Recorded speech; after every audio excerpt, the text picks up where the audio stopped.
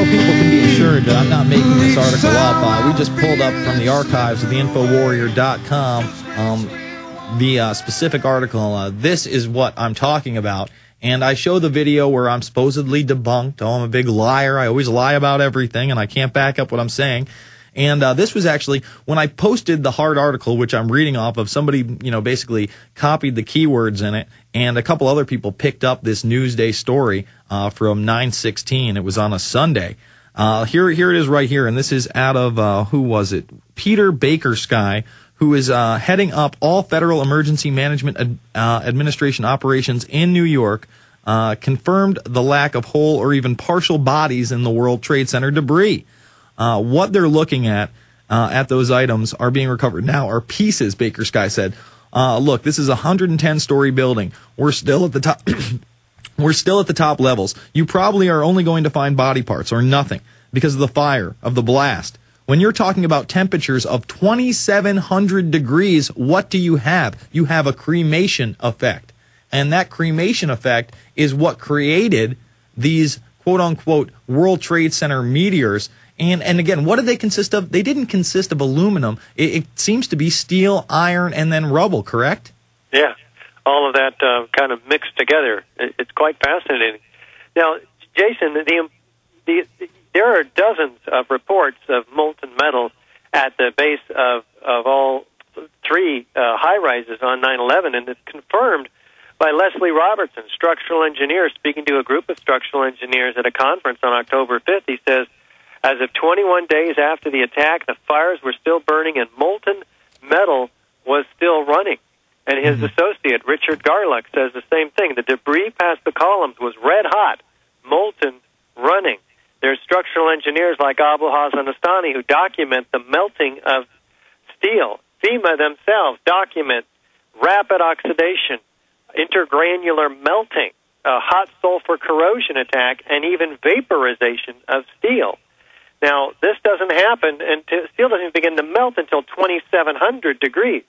This stuff, vaporization, happens over 4,000 degrees.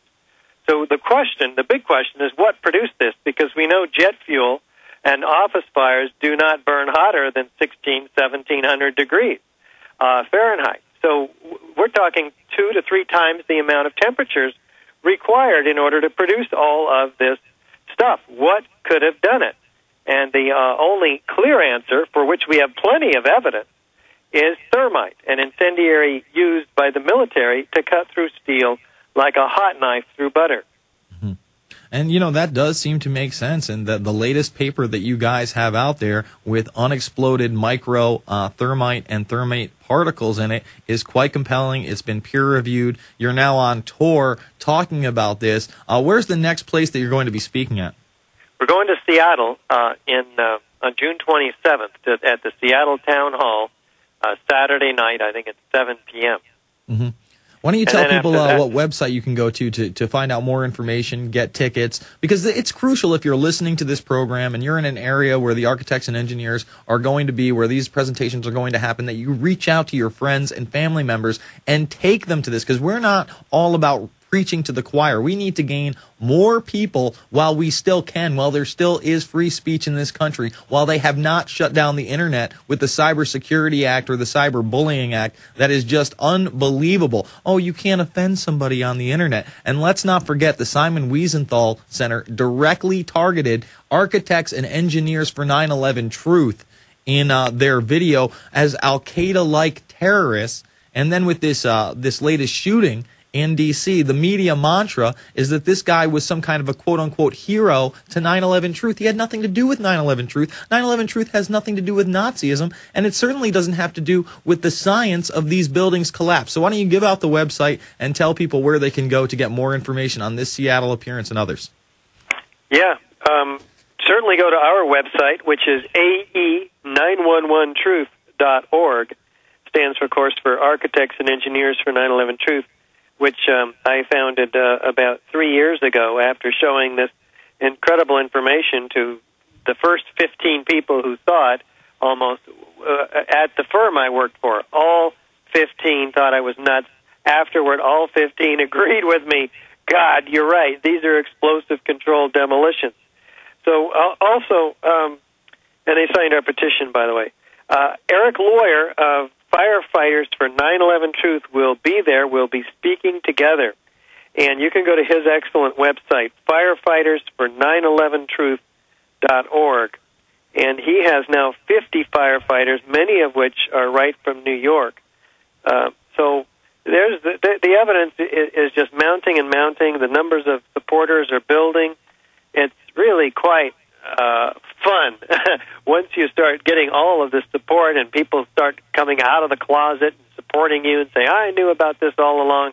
They sign our petition. We have 700 architects and engineers now demanding a new investigation. Well, it feels good when you're doing something for the right reasons, when there is a struggle in order to get this information to the masses, and you are in some cases laughed at, ridiculed, attacked viciously on your personal character when people don't even, know you personally. It's quite disgusting. And, I think that we should really go over that story, because I didn't realize that at the firm you worked at, you had 15 other guys with you that you presented this information to. How does that go? I mean, you work at a firm, you work with 15 other architects and engineers, you're an architect yourself, you design houses and whatnot, and they all laugh at you at first. You present the information and you turn all 15 around and they actually sign the petition. Like, what's the time frame on that, and what evidence did you present? Did you just do the little slideshow with them, or did you just kind of start showing them things individually in your spare time? Well, in the beginning, and they just didn't have enough information to make a decision until you see it all at once. I took a whole hour at lunchtime, bought them pizza, and through the course of this early presentation, my God, that was 2.5 years ago.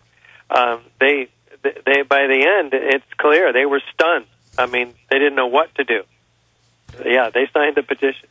Yeah, absolutely, and that's very encouraging, because a lot of people want to point out, oh, Richard Gage is the only architect that does this. They don't have any numbers. Your entire firm, after looking at the information, signed it. Could the entire firm be wrong, folks, after actually looking at the physical data, looking at the NASA thermal imagery, looking at what the officials said and how it does not add up, looking at the fact that it took them 7 years to put out a report on Building 7, a 47-story skyscraper that was the United States' #1 spook house outside of Washington, D.C. I can't even go over everything that was in that building because we just don't know. What I can say is that it had the largest Secret Service office in the world. It had the largest CIA base outside of Langley, Virginia. It housed the Securities and Exchange Commission. It was the place where all local government was supposed to go on 9/11 for a terrorist attack or a natural disaster, the Office of Emergency Management.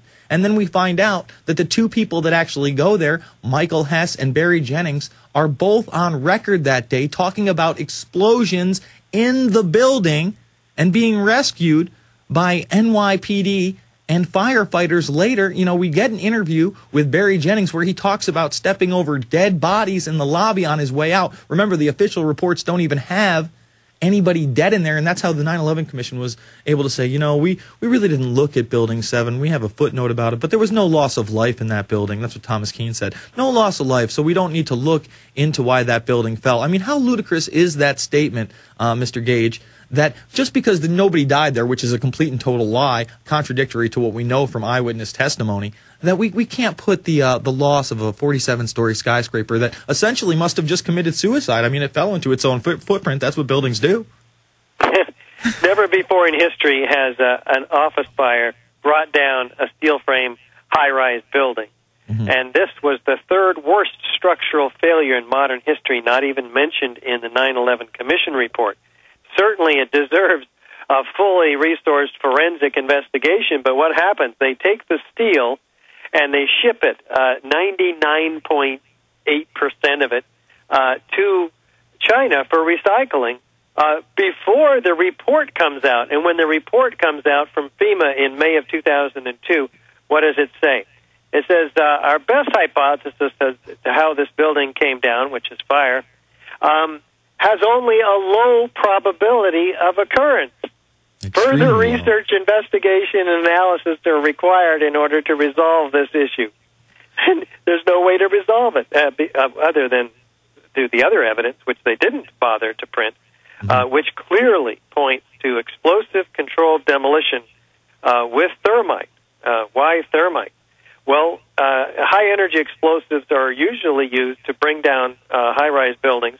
The only way we know how to bring down high-rise buildings smoothly, symmetrically, at free-fall speed, by the way, acknowledged by NIST, is with high-energy explosive C4RDX. But if you didn't want to leave that loud bang of those that material and the bright flashes that they're associated with, you might use something different that's never been used in a controlled demolition, like thermite, which isn't as bright and doesn't have quite the signature of a boom that the high-energy explosives do. Well, we still have explosions heard by witnesses at the base of the building at the onset of destruction,